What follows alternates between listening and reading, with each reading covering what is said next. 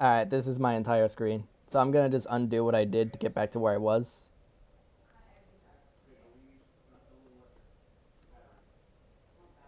Alright, so here's this ugly gradient again. So now I can show you what I'm actually going to do. Now you guys should be able to see the color window.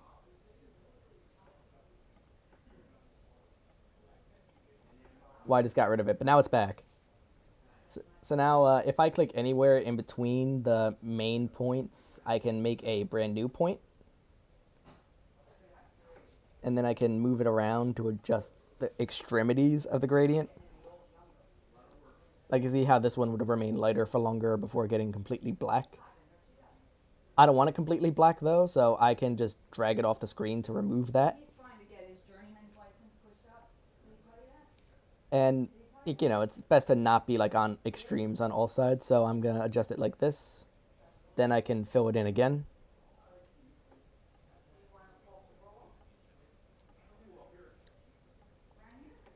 Yeah, so what I can do is I can actually select it before doing all that. And then like see like I'm doing it and then it adjusts like this. Yeah. So that's how you would do that. And now it looks better, but it's not in a great place. So my light source for this example is going to be the top left, just because I think that's the best showcase of teaching.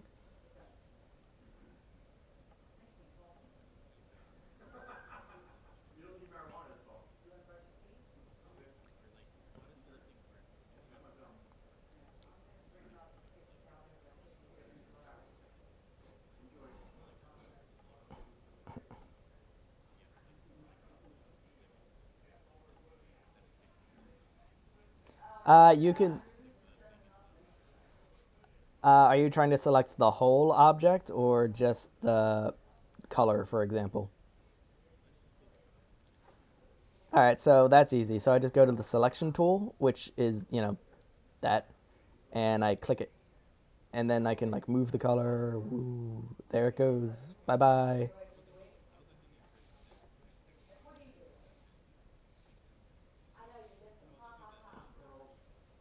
Yeah, they're the vertex dots that show this is what you're selecting right now. Yeah, I didn't put a texture on yet. Don't worry about that.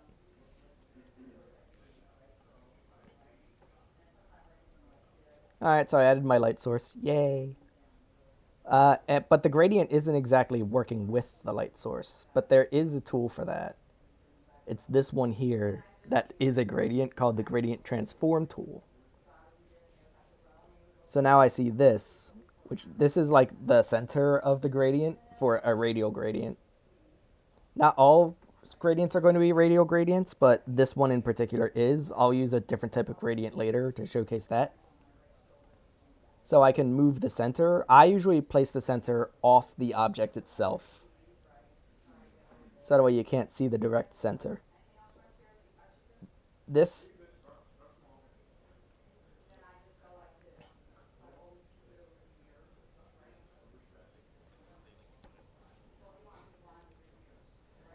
I'll specify it on a character per character basis. It's actually usually the top right. I just chose top left for this example because of the hat. Yeah. So now, let's see. So now this thing on the side of it adjusts the width of the gradient. So you can see like the thinner it goes, the darker everything but the middle part gets. I'm going to do it like this, but I'm not going to leave it like this because this one over here on the bottom. Oh, this one here I should explain anyway is the size. You can go up and down to, you know, make it the whole gradient bigger. And this one over here is the I can't do it while holding shift, but this is the rotation tool. So I'm going to rotate the gradient now. Like that. And then I'm going to adjust the width so it looks natural for this hat, kind of. Like that. And there we go. So that's how you do the basic, very basic gradient stuff. Let me show you a different type of gradient for this next one. I'm going to do the brim of the hat, I guess. What color you guys want it?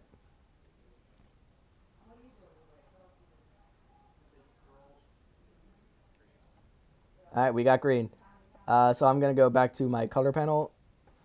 You can actually embed this color panel into Animate, so you don't have to open this every time. I've just had a history of crashes, so I make it a separate thing that's not open all the time.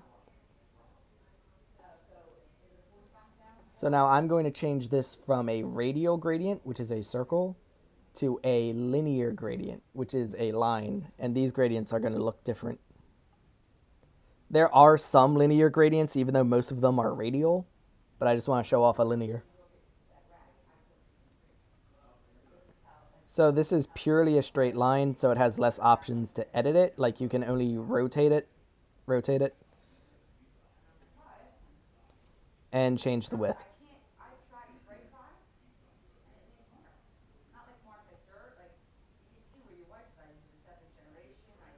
So we're going to just set it like this.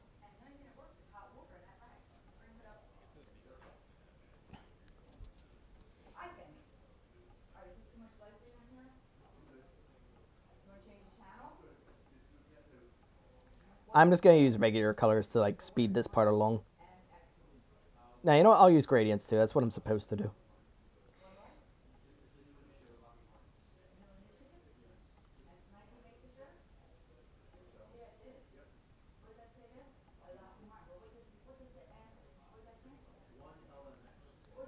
What's looking quirky? Yeah, I think he's a little under the weather.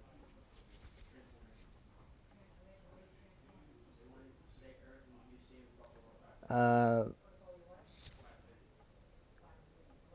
once again, I'm not going to use the extremes for this gradient, so I'm going to pick two in the middle, like near the edges, but not exactly on. Then get rid of the extremes. Drag these over here.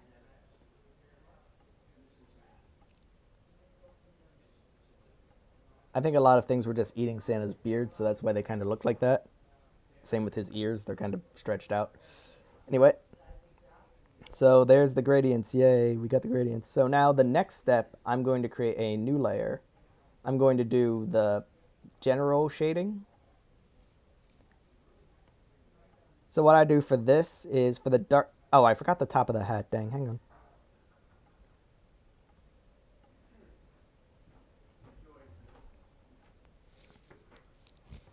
Okay, I can live with myself now. Awesome. Oh, this lock thing?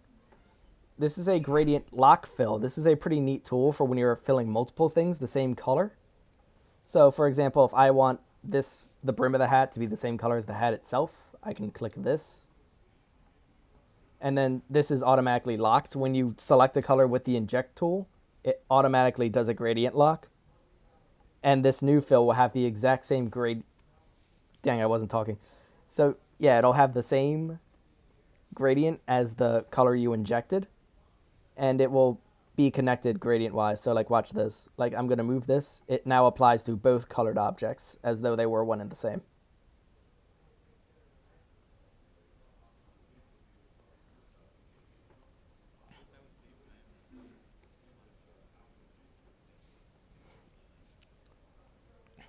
Oh yeah, it's very nice for like, like when there's a lot of objects, like Zelda's thing on her dress, for example, the like thing that goes down with the triangle, that Triforce on it. I'm not good with words, but you know what I mean. Like, yeah, it's a lot of like little color details, but they're like a couple colors only. So if I want to change where the gradient is, I have them all on the same gradient to easily do that. All right, so now I'm going to move on to the shading. So this is one for the darker shades, I go to black and I set the alpha to 20 usually. There are some like context specific situations where I choose a different number, but anyways.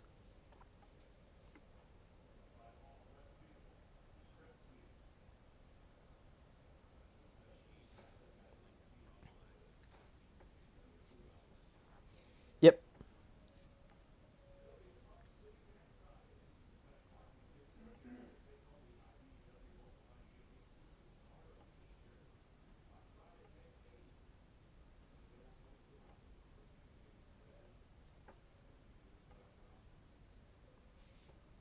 And then same with the other side, although this one has an extra step I'm going to explain after.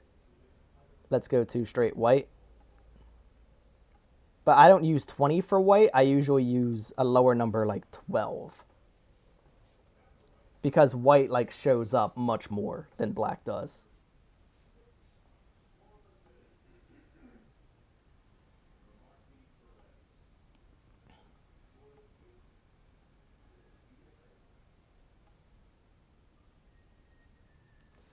But you know, something looks off right now, right? And that's that the white shows up on the outline. This is an easy fix. So what I would do here is I'm going to select the outline, copy it, paste in place on top of the white, let go of the select, and then delete the outline. And all of the white overlap is now suddenly gone. That's how I do that. Yeah. So I made the layers earlier before I like went back to the gradient lock question.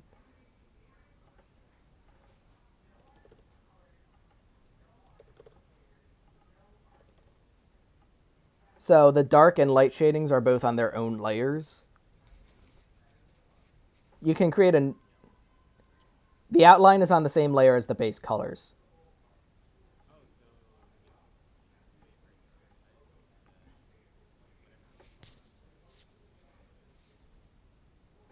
No, the layer on the bottom is below everything. This is the bottom layer. The dark shading... The dark shading is this layer here, which is above that.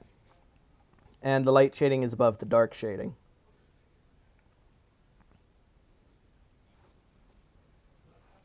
The outline is... Oh, I think you're talking about what I did earlier to... Hang on, let me go back a few steps.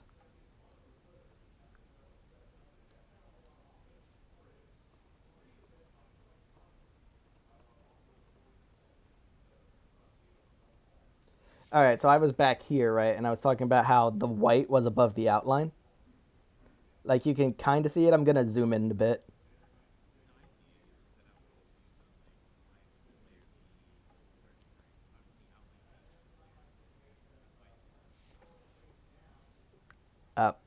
Because I color on the same layer as the outline, I use the fill tool.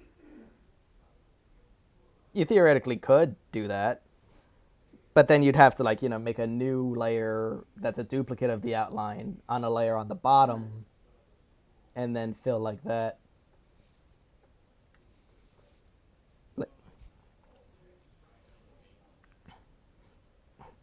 Yeah. I mean, that's a good idea, though. So, like, I'm going to do what you just suggested. Like, copy the outline. And then I made a new layer for the outline and then put it above the white.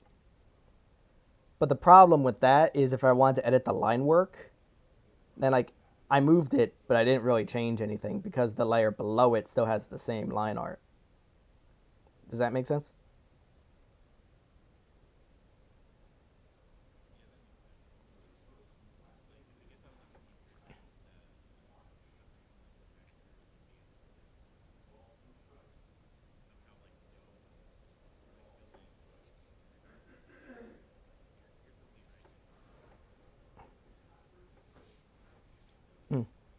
Yeah. All right, so let me just repeat that step again to get rid of the white over the outline, where I copy the outline, paste it in place on the layer of the white shading, and then delete the outline. And there we go with the white no longer being in front of the outline at all. Because it's gone. The white no longer exists. It can exist again, like woo. But we don't want it to do that. So now I'm going to go to the next step, which is the minus texturing. So I'm going to go to the layer with our Santa Claus. And I'm going to duplicate the layer. Then I'm going to hit this thing here this doesn't actually do anything to the drawing, but it makes it like an outline. Then I'm going to, you can't see anything about that though, because the current layer that was a duplicate is above the original layer. So what I'm going to do to the new duplicate layer is I'm going to delete that outline.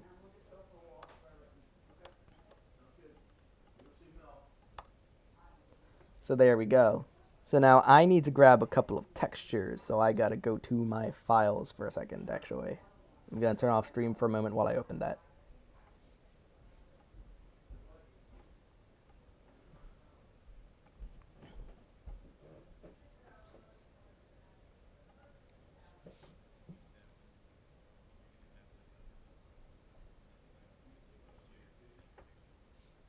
Absolutely, I'm gonna make sure that the character has all of the textures they need before I send the file over.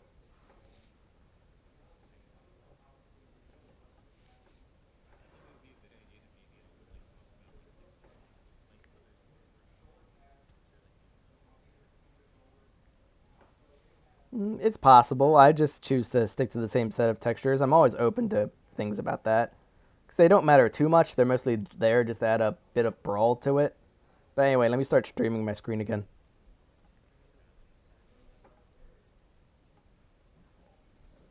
Alright, that's a jump scare. Alright, so I got Luigi open again, our good friend. So this weird layer here that has a white on it, this is currently a special layer because it has what's called a color effect applied to it. And this color effect is an alpha currently set to 10%. I'm going to just steal the contents of this layer. I'm going to copy it. And I'm going to bring it over here, but it's going to look pretty different to what you saw before.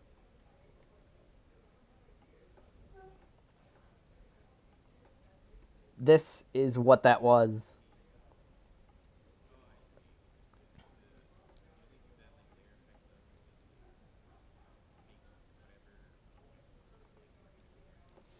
You can do multiple layer effects, but for Minus Art, I only really use the transparency one. Yeah. So now we have Luigi's skin and textures. And I'm going to steal Luigi's skin.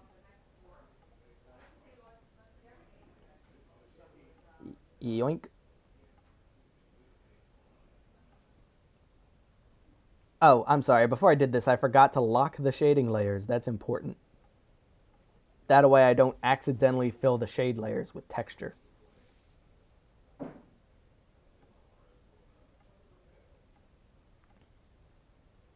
Alright, oh wait, that's not skin, whoops. But before I move on to that, I want to show you that if there's something wrong with a bitmap, because not all of them are created equally. Some of them have weird gaps. You see this square, this blue square? This square is, think of it as the bitmap's gradient. It's the whole bitmap, and it repeats endlessly. So we would treat it the same as the gradient tool, because it is the same tool. Bitmaps are treated as gradients. We can make them wider, thinner, fatter. We can rotate.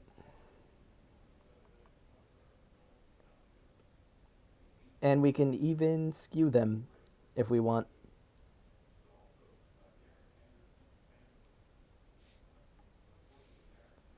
So now I'm going to just do some other ones.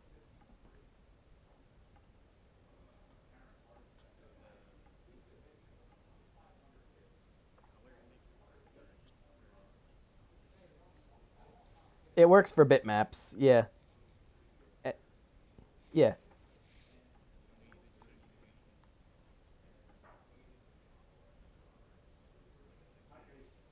Yep. Bitmaps are effectively added to the color palette.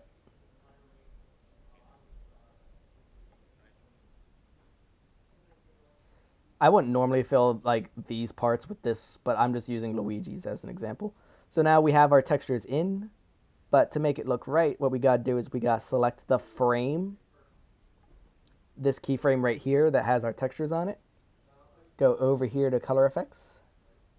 Go down and choose alpha. And that alpha is 10%.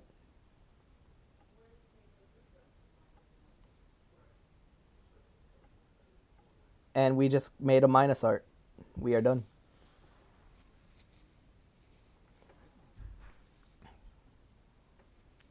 Yeah, but we can change that if we really want them to be visible.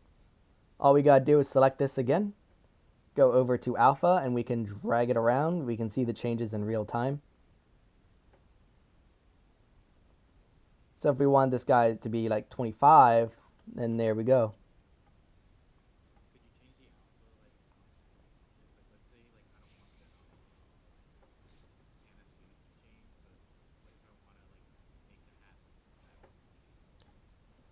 Then we would have to put those textures onto a new layer. So we would just do this. New layer.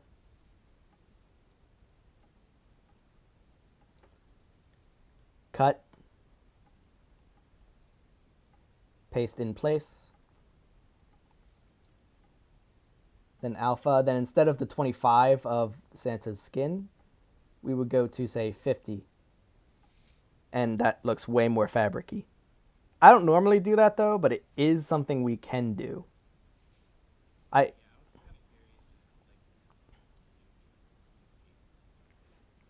Yeah. So I'm going to just...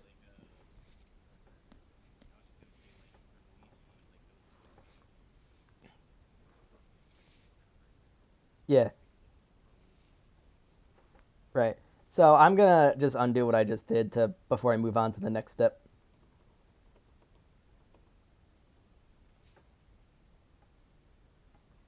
And that is, I'm going to go completely somewhere else, and I'm going to go insert new symbol, name it Santa.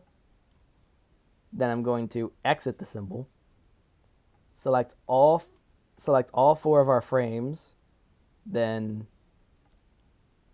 copy frames, not like copy over here, but you have to copy frames specifically. Then go to our library, double click our Santa symbol. Then again, we have to select a keyframe before we do this. We cannot just go here and hit paste because we're going to get something else. Watch.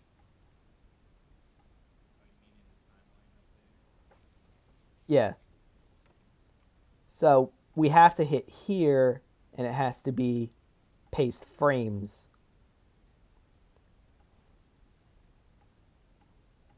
And now he's in a little symbol. I'm going to get the light source and Luigi out of here.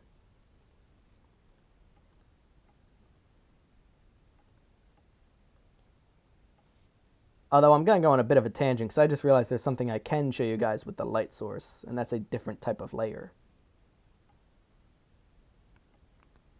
So I'm going to take my light source, I'm going to cut it out of here, create a new layer. It doesn't have to be below everything else, but I like to put these types of layers below everything else. And then I'm going to right click the layer, and I'm going to go down to where it says guide. Guide is great because it doesn't show up in any final exports or everything. So like when I make a drawing, I have like all of my references in the file on a guide layer. So that way I don't have to worry about cropping them out later. Does that make sense?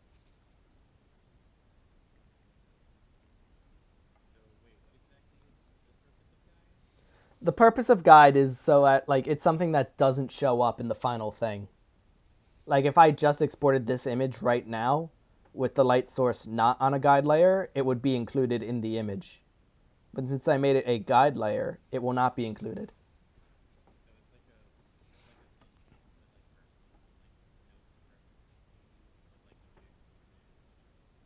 Yep.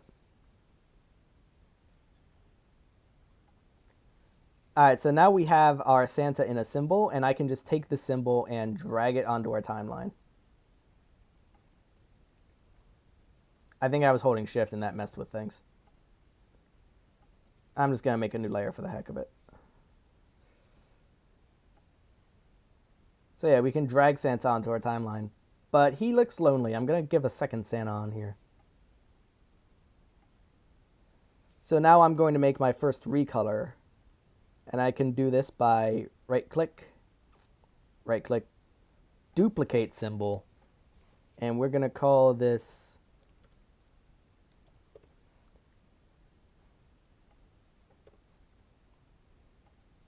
like it doesn't super matter what we call it, but usually just a notifier of like what color it is or whatever.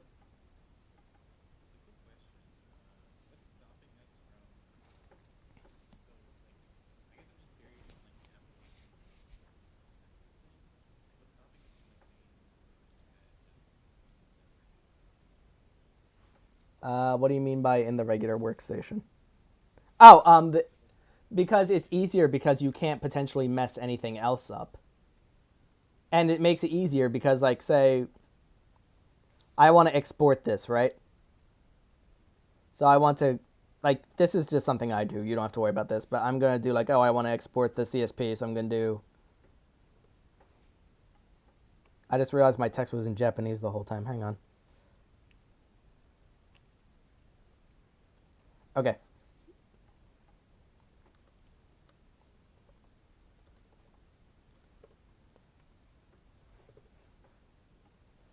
So, yeah, I just made this is the size of a CSP, so I'm going to go like, okay, I want to export the CSP. So I can just select the object. I don't have to select any layers. I can just select the object.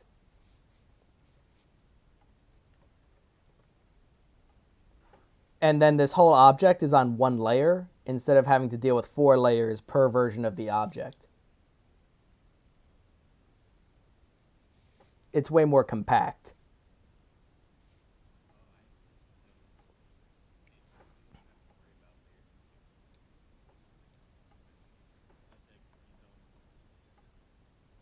Yeah, it's basically like an image, except you can open it up and edit it easily because it's still like part of the FLA. So, like, yeah, there are all the layers inside, yeah.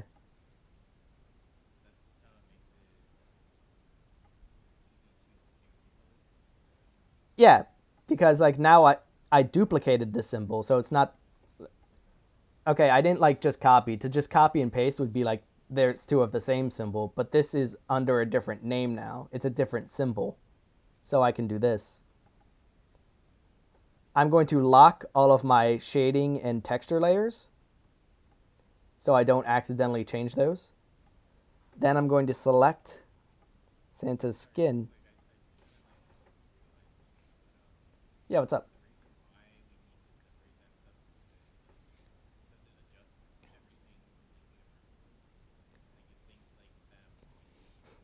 Yeah, so say I just like copy and pasted. Here, I'll show you. I'll show you. That's easier.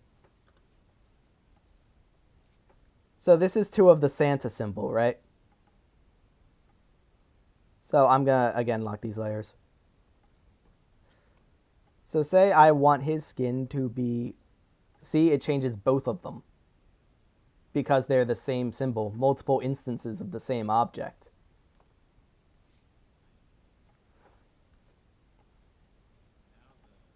But if I do that to Mrs. Claus, you'll notice the first one isn't changed.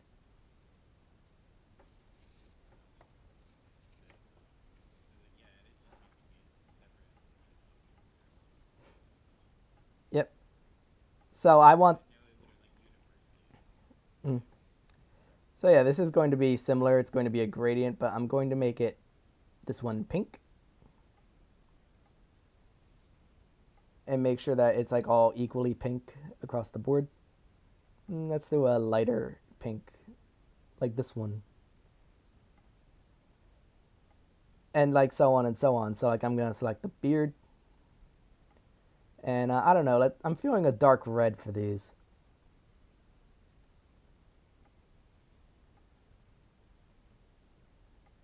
Like this. Then I think these eyes should be dark gray. And you see where I'm going with this, right? It changes this instance only. So now we have a true recolor. Maybe a little purple.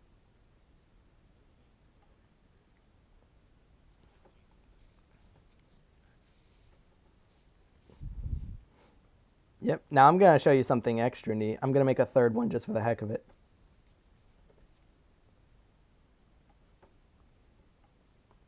So now remember, before I do anything, I have to duplicate symbol.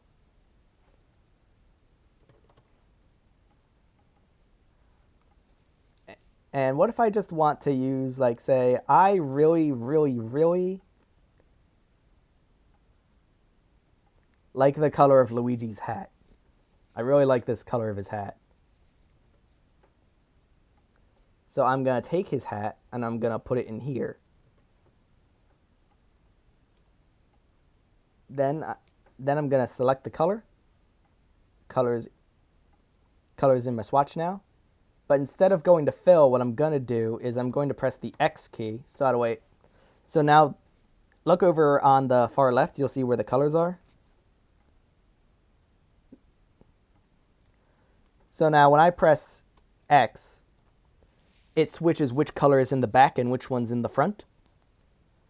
The color in the front is the fill color, and the color in the back is the line tool color.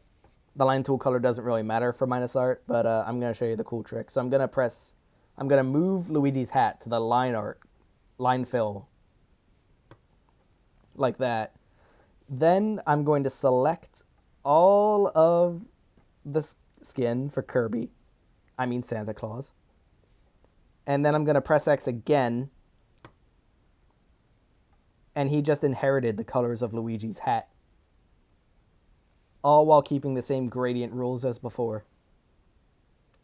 It's a very quick way to change colors. Like, this is also... What's up?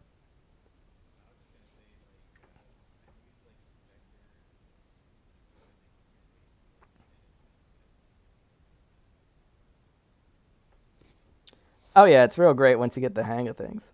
Yeah.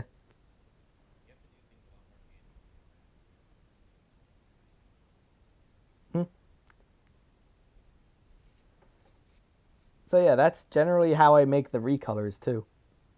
Does anyone have any questions about any of this? I'll be happy to go over anything at any time. But yeah, the neat other thing about this is, oh, hang on, one more thing. About the thing I just did is say, I don't know.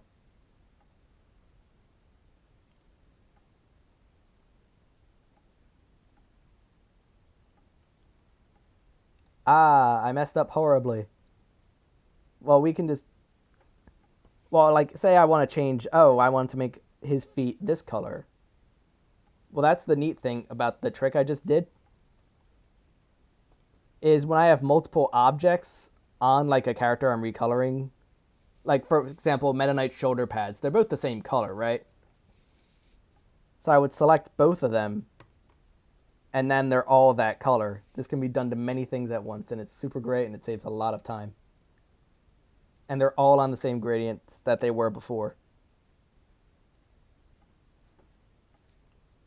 But if I want them all on the same gradient type, like say I want the beard to follow the same pattern as the brim of the hat, then I have to inject it first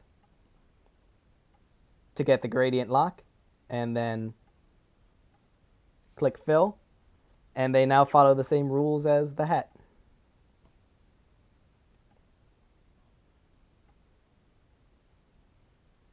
So when you edit them, you edit all of them at once, since they all follow the same rules.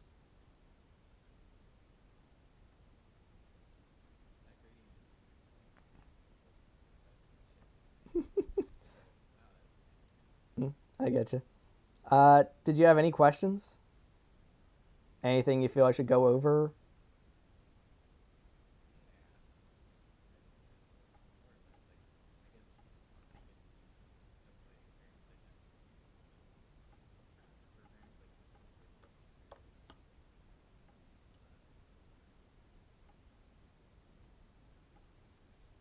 Let's see.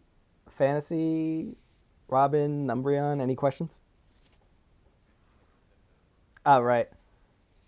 Uh, yeah, Robin, Umbreon, any questions?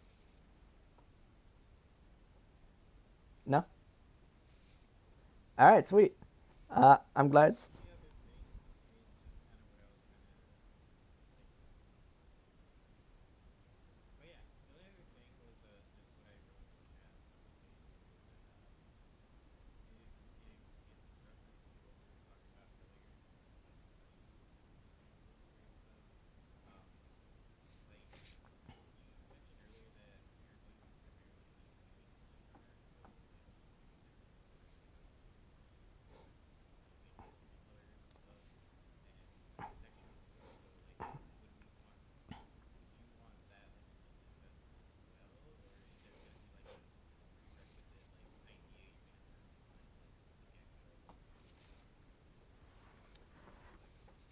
Are you talking about the line art or the colors?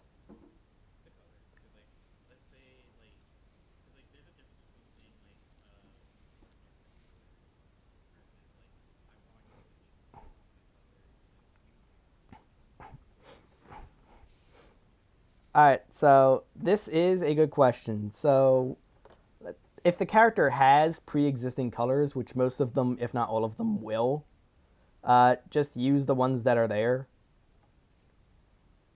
like just to maintain consistency. Like Luigi's skin tone and hair are the same color in the default and the princess color.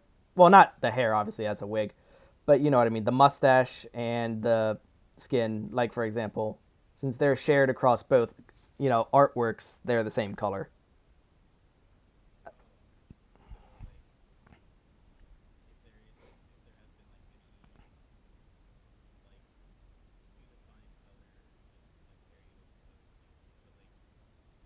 General colors, like I feel like that's gonna be like something like it's gonna be a process for everyone to like, oh hey, here's the artwork. What do you think of it? And then I look at the file, and then I'm like, oh, I think these colors are good, or maybe these colors need to be adjusted. It's going to be a bit of a learning curve, like any art team, I imagine. Trying to find what looks best.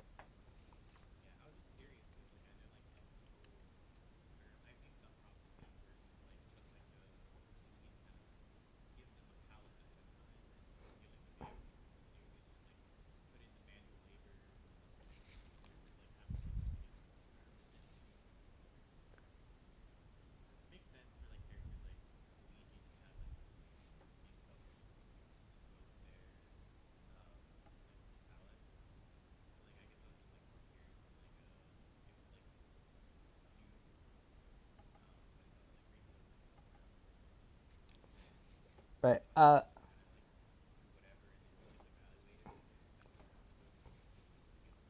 Yeah, I basically evaluate it so I don't have to like manually choose every color. Because at that point, if I'm manually choosing the colors, I may as well just do it. It doesn't take that much longer. But yeah. But yeah, it's gonna be a bit of back and forth for sure, just to like find the right flow. But I'm sure once we do, it'll be fine.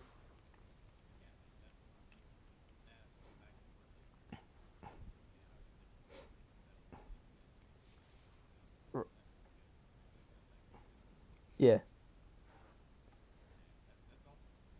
All right. If no one else has anything else, then I'm gonna say that the next one I'm going to do is NES Meta Knight, which I opened up earlier. Like I'm gonna revise the artwork, and then I'm going to propose alt colors, not like new, the two extra ones that bring them up to 12. I'm starting with him because he's a bit of a simpler guy. Like his pose is just going to be revised because it's based on the NES pose. Like that's the idea. So we're not going to do that process this time. We definitely will in the future. But so yeah, I'm just going to like revise the line art, and then I'm going to ship them off to have the colors done. But first, we're going to decide what the two recolors are. The two new recolors.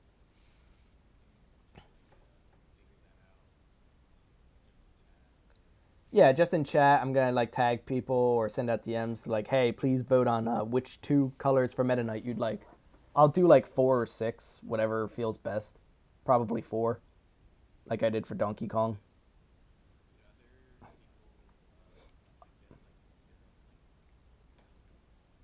Yeah, actually, yeah. I don't see the harm in that. I mean, I could probably do that like before a survey.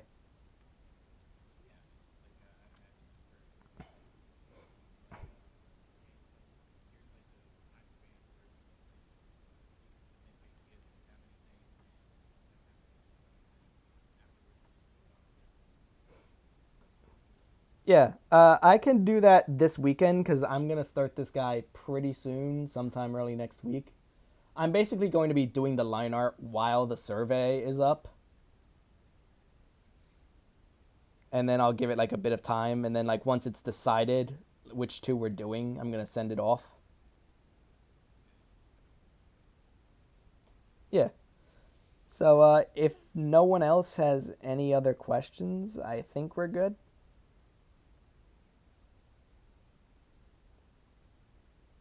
Going once, Speak now or forever rest your peace. Okay. So I hope this was an informative meeting, and when the video goes up, I'm probably just going to stick to part 2 because that's where all the art is. Sorry for stopping stream earlier. That was an oopsie poopsie on my part for those watching later. But, yep. All right. Good night and enjoy your weekends. Oh, hang on. Someone said, oh, right, saying they had something.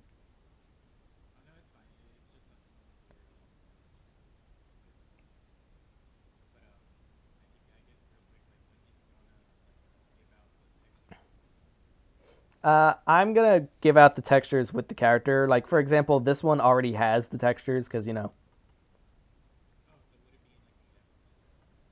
Yeah. Although some older ones are different. Like, this one does the texture in a symbol because this is an older artwork. So you can see, like, this is its own symbol, and this symbol is inside all of these other symbols. And then it just has the color effect applied to the symbol itself. So again, like there are some weird quirks with some of the older artworks like that, but I'll have that evaluated when I do the newer stuff. All right. Alrighty. Yep.